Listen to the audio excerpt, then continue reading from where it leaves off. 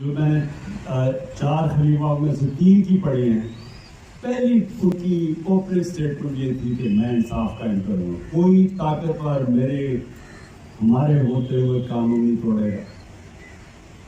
جب نبی صلی اللہ علیہ وسلم نے کہا تھا کہ میری بیٹی بھی اگر جرم کرے گی تو سزا ملے گی، اس کا مطلب کہ کوئی قانون کے اوپر نہیں ہے۔ اس وقت کیا ہے، یہ سارے اوپر قانون کے اوپر بیٹھے ہوئے ہیں، یہ سارے جو پی ڈی ایم ہیں، یہ سارے اپنی چوریاں کر کے ساری چوریاں معاف کروا رہے ہیں، این آر او لے لیا انہوں نے، سب قانون کے اوپر ہے۔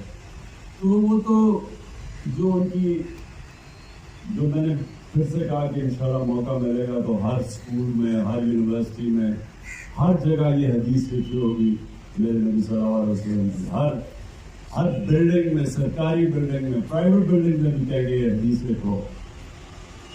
پھر وہ قومیں تباہ ہو جاتی ہیں۔ جب طاقتور چوری کرتا تو اس کو نہیں پکڑتی، اس کو سزا نہیں دیتی، اور کمزوروں کو اس سے سزا دیتی ہے۔